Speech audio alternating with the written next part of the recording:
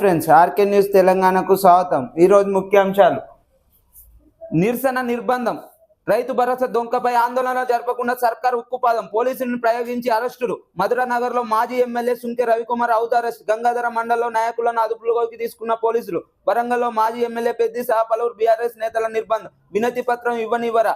మాజీ ఎమ్మెల్యే పెద్ది సహా బీఆర్ఎస్ నేతలను నిర్బంధించడం దుర్మార్గం. అంటే వీరుకి ఎక్కడికక్కడ ధర్నాలు చేసి వినతి పత్రాలు ఇవ్వడానికి వెళ్తే నిర్బంధం చేసి పోలీసు బలాలను ఉపయోగించి అధికార దుర్వినియోగంతో వాళ్ళను ఔద్ అరెస్టులు చేసుడు మరియు ధర్నాలు చేయకుండా అడ్డుకోవడం, ఇది ఎంతవరకు న్యాయం? దీనిపై ప్రజలు గమనిస్తున్నారని బీఆర్ఎస్ నాయకులు తెలియజేయడం జరుగుతుంది. నల్గొండపై మళ్ళీ 4I పండగ. మర్రిగూడ మండలంలో డెంటల్ స్కెల్లాటర్ ఫ్లోరోసిస్ కేసులు నమోదు. నాడు మిషన్ భగీరథ ఫ్లోరోసిస్ తరిమేసిన కేసీఆర్ కాంగ్రెస్ పాలనలో మళ్ళీ మొదటికే. ఆ రోజు గత పాలనలో కాంగ్రెస్ ప్రభుత్వంకు సంబంధించిన మంత్రులు ఎమ్మెల్యేలే గెలిచిన నల్గొండలో, కానీ ఫ్లోరైడ్ సమస్యను సాల్వ్ చేయలేకపోయారు. కానీ అదే తెలంగాణ గవర్నమెంట్ టీఆర్ఎస్ పార్టీ వచ్చినాక మన తెలంగాణ ప్రజలు నల్గొండలో ఎలాంటి రిజల్ట్ ఇచ్చినా మన ప్రజలు అని వారికి ఫ్లోరైడ్ సమస్య రాకుండా భగీరథ నీళ్ళని తెప్పించిన మనిషి మన కేసీఆర్ గారు. మంచి మనిషి. అలాంటి వ్యక్తి 10 ఏళ్లలో ఫ్లోరైడ్ సమస్యను సాల్వ్ చేసింది నల్గొండలో. కానీ ఇప్పుడు వచ్చిన కాంగ్రెస్ పార్టీ గత ప్రభుత్వం చేసిన పనిని అదే విధంగా కంటిన్యూ చేస్తలేరు. ఎందుకంటే మాకు వారికే పేరు వస్తుంది నల్గొండలో. మాకు టీఆర్ఎస్కు వ్యతిరేకంగా రిజల్ట్ ఇచ్చి కాంగ్రెస్కి అనుకూలంగా ఇచ్చినా కూడా ఆయన చేసిన పనిని మేము అదే కంటిన్యూ చేయమని దానిపై శ్రద్ధ చూపలేక మళ్ళా ఫ్లోరైడ్ బారిన పడడానికి ప్రజలు ఉంటున్నారు ఆడ నల్గొండలో. ఇది ఎంతవరకు న్యాయం? అదే విధంగా కంటిన్యూ అయితే ఆడ కూడా ప్రజల పక్షాన కొట్లాడేందుకు ముందుంటానంటున్న బీఆర్ఎస్ పార్టీ. 7 అంతస్తుల నేలమట్టం, మాదాపూర్ కానామెట్లో విరుచుకుపడ్డ హైడ్రా. బాహుబలి బుల్డోజర్తో భవనం కూల్చివేత. అయ్యప్ప సొసైటీలో ఉన్నవన్నీ దాదాపు అక్రమ కట్టలాడ. హైడ్రా కమిషనర్ రఘునాథ్ ఎక్కడికక్కడ హైడ్రా హైదరాబాద్లో ఇబ్బంది పెడుతుంది. రియల్ ఎస్టేట్ డమాల్ చేసింది హైడ్రా మరియు నిరుపేదలు మరియు ఎక్కడికక్కడ సొసైటీలో ఉన్న గత 30 ఏళ్ల నుండి నిర్మించుకున్న ఇళ్లను కూడా కూల్చవేస్తుంది. దీనిపై హైదరాబాద్లో ఉన్న స్థితిగతులు ఆందోళన పడుతున్నాయి. ఎక్కడికక్కడ వ్యాపార సంస్థలు మరియు ఐటీ సంస్థలు రావడానికి కూడా ముందుకు వస్తలేదు. దాని వలన రియల్ ఎస్టేట్ డమాల్ కావడం వల్ల రాష్ట్ర ఆర్థిక పరిస్థితి కూడా దిగజారడం జరుగుతుంది. బీసీ బంధుపై విచారణ పిడుగు. లబ్ధిదారుల ఇంటింటికి వెళ్లి ఆరాధిస్తున్న పంచాయతీ కార్యదర్శులు, వార్డు ఆఫీసర్లు. లక్ష ఏం చేశారంటూ వివరణ సేకరణ. ఏడాదిన్నర కిందటి బిల్లులు ఇవ్వాలని హుకుం, లేదంటే 1,00,000 వాపసు ఇవ్వాలని హెచ్చరిక. ఇప్పుడు బిల్లు లేనిది వృత్తిదారుల ఆవేదన. ప్రభుత్వ తీరుపై బీసీ సంఘాల ఆగ్రహం.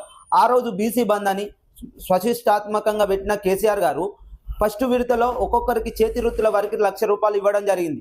ఆ 1,00,000 రూపాయలు ఫస్ట్ విడతలో కొందరికి లబ్ధిదారులకు పొందడం జరిగింది. వారు ఎంతో సంతోషపడ్డారు. మాకు బీసీ బంధు ద్వారా మాకు ఎంతో కొంత చేదోడు వాదన చేసిన కేసీఆర్ గారు ఇప్పుడు అదే కాంగ్రెస్ పార్టీ వచ్చి బీసీ బంధును అటకెక్కించి మరియు బీసీ బంధు ద్వారా వచ్చిన నిధులను ఏం చేశారని కార్యదర్శులు మరియు ఆఫీసర్లు పోయి నిలదీయడం జరుగుతుంది. ఇది ఎంతవరకు న్యాయం? అంటే ఒకవేళ దానిపై స్పష్టత మీరు ఇవ్వకపోతే మీరు వాపసు ఇవ్వాలని లబ్ధిదారులను ఆందోళన పరుస్తున్న కాంగ్రెస్ పార్టీ, మీరు ఈ ఇచ్చే హామీని కూడా మీరు ముందుకు జరపలేకపోతున్నారు. ఇప్పటి వరకు ఆ హామీని కంటిన్యూ చేయలేక మరియు ఇచ్చిన వాటిలో కూడా మీరు లబ్ధిదారులను ఇబ్బంది పెట్టే పరిస్థితిలో ఉన్న కాంగ్రెస్ ప్రభుత్వం ఇదేనా మీకు ఎంతవరకు న్యాయం?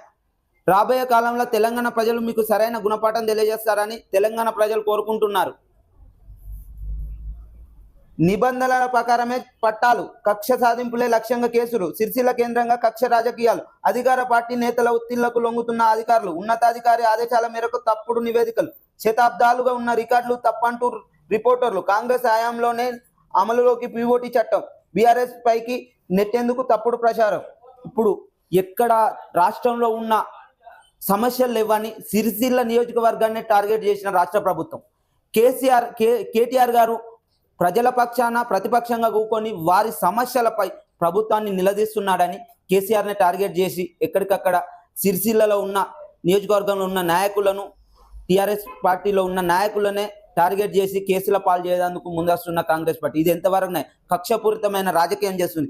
గత కాంగ్రెస్ హయాంలో జరిగిన పట్టాల లోపాలు అదే టీఆర్ఎస్ హయాంలో జరిగిందని దాన్ని వెలిక్కి తీసి గత ప్రభుత్వంలో జరిగిన తప్పులను కూడా టీఆర్ఎస్ హయాంలో జరిగిందని మార్పులు చేయడం జరుగుతుంది. దాని వలన కేటీఆర్కు దగ్గరున్న అనుచరులను మరియు కేటీఆర్తో తిరుగుతున్న ప్రజాప్రతినిధుల మీద కూడా కక్ష సాధింపులు చేస్తున్న రాష్ట్ర ప్రభుత్వం ఏదో విధంగా తప్పుడు ఆరోపణలతోనైనా కేటీఆర్ను నిర్బంధించాలనే ఉద్దేశంతోనే చేస్తుంది తప్ప ప్రజలకు ఇచ్చిన 6 గ్యారంటీలపైన దృష్టి సాధించలేకపోతున్న కాంగ్రెస్ పార్టీ ఇక్కడ గురుకులాలలో చనిపోయిన విద్యార్థుల సమస్యలపైన, మరి కొండారెడ్డిపల్లెలో చనిపోయిన మాజీ సర్పంచ్ పైన ఇంకా ఎన్నో సమస్యలు ఉన్నాయి. వాటిని పక్కదారి మరలించి కేటీఆర్ని టార్గెట్ చేసి కేటీఆర్ అనుచరులను ఏదో విధంగా తప్పుదోవలో అరెస్టు చేయాలనే ఉద్దేశపూర్వకంగా ఉన్న కాంగ్రెస్ పార్టీ ఉమ్మడి రాష్ట్రంలోనే బాగున్నాం, తెలంగాణ వచ్చాకనే ఎక్కువ నష్టపోయాం. సీఎం రేవంత్ రెడ్డి రాజీవ్ అభయాసం చెక్కుల పంపిణీలో వివాదాస్పద వ్యాఖ్యలు. ఇది ఎంతవరకు న్యాయం? అందుకే కేసీఆర్ గారు చెప్పిండు, ఆంధ్ర వాళ్లకు ఒత్తాసు పలికే వారికి ఓటేస్తే ఇలానే ఉంటుంది. గత కాంగ్రెస్ హయాంలో రాష్ట్రాన్ని ఎంతో విచ్ఛిన్నం చేసి రాష్ట్రానికి వచ్చిన నిధులను మన తెలంగాణలోనూ ఎక్కువ శాతం నిధులు వస్తే ఆంధ్ర రాష్ట్రానికి ఎక్కువ మొత్తంలో పెట్టిన గత పాలకులు. కానీ ఇప్పుడు వచ్చిన సీఎం మన తెలంగాణ బిడ్డ మనోడే అనుకుంటే గత ప్రభుత్వం గురించే మంచి మాట్లాడడం ఇది ఎంతవరకు న్యాయం? కావాలంటే మీరు విమర్శించండి, కానీ టీఆర్ఎస్ పాలన వచ్చి మన రాష్ట్రం మన నిధులు మనకు వచ్చి మన ఉద్యోగాలు మనకు వచ్చినాయి, కానీ మన రాష్ట్రాన్ని పొగిడేది పోయి గత పాలకులు చేసిన అన్యాయాన్నే మీరు పోవడం ఇది ఎంతవరకు న్యాయం? దీన్ని తెలంగాణ ప్రజలు జీర్ణించుకోలేకపోతున్నారు. కావాలంటే వారు చేసిన పనులు కొన్ని తప్పున్నాయని ఎత్తి చూపెట్టాలి. మేము చేస్తున్నాం, ఇప్పుడు బాగుందని చెప్పాలి, కానీ గత ప్రభుత్వంలో వారు అన్యాయం చేస్తేనే కదా రాష్ట్రం విడిపోవాలనుకున్నది, మంచి చేసేందుకు. కానీ మీరు ఇలా మాట్లాడడం ఇది ఎంతవరకు తగవు? దయచేసి దీన్ని వెనుకకు తీసుకోవాలని కోరుతున్నాను. లేని పక్షాన తెలంగాణలో ఉన్న ప్రతి ప్రజలు దీన్ని జీర్ణించుకోలేకపోతున్నారు. ఈ తెలంగాణ ముఖ్యమంత్రి ఆంధ్ర ముఖ్యమంత్రి లేక తెలంగాణ బిడ్డనా అని తెలంగాణలో ఉన్న ప్రజలు ఆందోళన చెందుతున్నారు. ఎస్సీ కాలనీకి తాగునీటి కష్టాలు, 10 నెలలుగా రాని మిషన్ భగీరథ నీళ్లు, వ్యవసాయ బోర్ల వద్దకు వెళ్లి తెచ్చుకుంటున్న కాలనీవాసులు ఎంత మొరబెట్టుకున్నా పట్టించుకునే అధికారులు. జయశంకర్ భూపాలపల్లి జిల్లా గణపూర్లోని దళిత కాలనీలో ఖాళీ బిందెలతో నిరసన వ్యక్తం చేస్తున్న కాలనీవాసులు. మన భూపాలపల్లి ఎమ్మెల్యే కాంగ్రెస్ ఎమ్మెల్యే గండ్ర సత్యనారాయణరావు గారి సొంత మండలైన గణపూర్లో ఇప్పుడే ఇంకా ఎండాకాలం రాకముందుకే బిందెలతో నీళ్లు తెచ్చుకునే పరిస్థితిలో ఉన్న కాలనీవాసులు. ఇదేనా ప్రభుత్వ విధానం? అంటే గతంలో ఏ రోజు కేసీఆర్ వచ్చిన కాంచెలు 10 ఏళ్ల పాలనలో ఒక్క రోజు కూడా రైతులు మరియు పని చేసుకొని బతికే ప్రజలు ఇబ్బంది పడవద్దని భగీరథ నీళ్ళని పెద్ద ప్రాజెక్ట్ చేసింది. దానిపై ఒక రోజు కూడా కాలనీవాసులైనా ఎవరైనా ఇబ్బంది పడకుండా సంతోషంగా వారి ఇంటి వద్దకే నీళ్లు వచ్చినాయి. కానీ ఇప్పుడు ఎండాకాలం రాకముందుకే సంవత్సర కాలం పూర్తయిన సందర్భంలో కాంగ్రెస్ ఇప్పటికే ప్రజలను ఇబ్బంది పెట్టే పరిస్థితిలో ఉంది. వారికి తాగునీరు అందించే పరిస్థితిలో కూడా లేని కాంగ్రెస్ పార్టీ ఇది ఎంతవరకు? గండ్ర సత్యనారాయణ గారు ఎమ్మెల్యే భూపాలపల్లి, ఆయన సొంత మండలంలోనే ఈ పరిస్థితి ఉందంటే కాంగ్రెస్ పాలన ఏ విధంగా ఉందని ఒకసారి ప్రజలు గమనించాలి. ఎండాకాలం కూడా రాలే, జనవరిలోనే ఈ పరిస్థితి ఉంటే ఎండాకాలంలో ఇంకే పరిస్థితి ఉంటుంది. వారికి ఏ విధంగానైనా నీళ్లు ప్రొవైడ్ చేయాలని మరియు మీరు అధికారులతో చర్చించి వారికి నీరు అందే విధంగా సమకూర్చాలని డిమాండ్ చేయడం జరుగుతుంది. ఎందుకు ఇంత నిర్లక్ష్యం చేస్తారు? ప్రజలు మీకే కదా ఆ నియోజకవర్గంలో కూడా కాంగ్రెస్ పార్టీ ఎమ్మెల్యేనే గెలిపించారు, కానీ మీరు ప్రజలను విస్మరించి మీ లబ్ధి కొరకే పనిచేస్తారు తప్ప ప్రజలకు తాగునీరు వారి కనీస అవసరాలను కూడా నెరవేర్చని పరిస్థితిలో ఉన్న కాంగ్రెస్ పార్టీ గింత 1 ఇయర్లోనే గింత విఫలం అవుతుంది.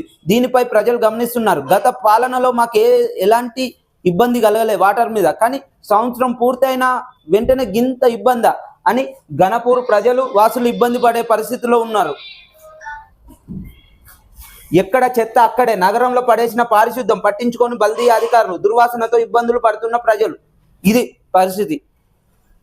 హైదరాబాద్లో ఎక్కడికక్కడ బల్దియా పారిశుద్ధ కార్మికులు చెత్తను శుభ్రం చేసే పరిస్థితిలో లేరు. ఎక్కడికక్కడ చెత్త పేరుకపోయి ఉంది. దానివలన కాలనీవాసులు మరియు ఉన్న ఆ సిటీలో ఉన్న పరిధిలో ఉన్న ప్రజలు ఇబ్బంది పడుతున్నారు. దీనిపై గవర్నమెంట్ ఇనిషియేటివ్ తీసుకొని సరైన గైడెన్స్ ఇచ్చి అక్కడ ఉన్న పారిశుద్ధ కార్మికులకు ఉపయోగించి ఆ చెత్తను క్లీన్ చేయాలి. ప్రజలకు న్యాయం చేయాలని మిమ్మల్ని ఎన్నుకుంటే ఇదా మీరు చేసేది? దయచేసి సిటీలో ఉన్న ప్రజలకు ఇబ్బంది కలగకుండా ఎప్పటికప్పుడు పారిశుద్ధ క్లీనింగ్ చేయాలని రాష్ట్ర ప్రభుత్వాన్ని కోరడం జరుగుతుంది. విధుల్లో చేరకుంటే తొలగించుడే. ఎస్ఎస్ఏ ఉద్యోగులకు సర్కార్ బెదిరింపులు, సమ్మె విరమించాలంటూ డిఓల ఆదేశాలు. మంత్రి బాటలోనే అధికారులు, భయభ్రాంతులకు గురవుతున్న ఉద్యోగులు. అంటే గత ప్రభుత్వంలో నిరసనలు తెలిపితేనో మీరు పోయి సపోర్ట్ చేస్తారు, కానీ అదే మీరు గద్దెనెక్కి వారికి ఆ రోజు మేము నెరవేర్చామని హామీ ఇవ్వడం జరిగింది. హామీ ఇచ్చిస్తే మీరు కాంగ్రెస్ పార్టీ మాకు నెరవేరుస్తుంది హామీ అని కాంగ్రెస్ పార్టీకి ఓటేస్తే ప్రభుత్వంలోకి వచ్చిన ఇంకా వారికి హామీ ఇచ్చిన హామీని నెరవేర్చకపోతే వాళ్ళు ధర్నాకు తిరిగితే మీ హామీని మేము నెరవేర్చలేమని చెప్పలేక మీరు ఇలానే కంటిన్యూ చేస్తే మేము మిమ్మల్ని విధుల నుంచి తొలగిస్తామనడం ఇది ఎంతవరకు న్యాయం? అంటే గత పాలనలో వాళ్ళు సమ్మె చేస్తున్నారో మీరు మద్దతు తెలుపుతారు, ఈ పాలన మీరు వచ్చిన పాలనలో సమ్మె చేస్తే మీరు వారిని విధుల నుంచి తొలగిస్తానన్న మంత్రులు, ఇది ఎంతవరకు న్యాయం? దీని వలన తెలంగాణ ప్రజలు గమనిస్తున్నారు. దయచేసి వారికి ఇచ్చిన హామీని నెరవేర్చాలని కోరడం జరుగుతుంది. డిప్యూటీ సీఎం సభ అటర్ ఫ్లాప్. బట్టి మాట్లాడక ముందే వెళ్ళిపోయిన జనం, ఖాళీ కుర్చీలతో సభ వెలవెల. జనాలను ఆపే ప్రయత్నం చేసిన పోలీసులు. గీసుకొండలోని మన డిప్యూటీ సీఎం గారు సభ పెట్టడం జరిగింది విద్యుత్ ఓపెనింగ్ ద్వారా. ఆ సభలో జనాలు మన డిప్యూటీ సీఎం గారు మాట్లాడక ముందుకే ఎక్కడికక్కడ ఖాళీ కావడం జరిగింది. అంటే ప్రజలు ఇప్పటికే 1 year అయిన సిచ్యువేషన్లో కాంగ్రెస్ పార్టీపై వ్యతిరేక పవనాలు ఏర్పడుతున్నాయి. అంటే వారు 6 గ్యారంటీలు ఇచ్చి దానిలో ఒక పావులా కూడా పూర్తి స్థాయిలో అమలు చేయలేక ప్రజలు విసిగిపోతున్నారు. అంటే గత పాలనలో కేసీఆర్ చేసిన దాంట్లో 70-80% అయినా పూర్తి చేసిండు. కానీ ఇప్పుడు కాంగ్రెస్ పార్టీ అడ్డగోలు హామీలు ఇచ్చి రైతులకు అన్నం పెట్టేటోళ్ళను ఇరిచిపెట్టి సున్నం పెట్టేటోళ్ళను ఎన్నుకోవడం జరిగింది. దానివలన జనాలు సభలో కాంగ్రెస్ పెట్టే సభలకు కూడా రాలేకపోయే పరిస్థితిలో ఉందని నిన్న సభ పెట్టిన దాంట్లో తెలియజేయడం జరిగింది. ఇలాంటి మరెన్నో వీడియోస్ కొరకు ఆర్కే న్యూస్ తెలంగాణను సబ్స్క్రైబ్ చేయండి, షేర్ చేయండి. మీ సపోర్ట్ ఎల్లవేళలా ఉంటే మరిన్ని వీడియోస్ చేసేందుకు ముందుకు వస్తాను.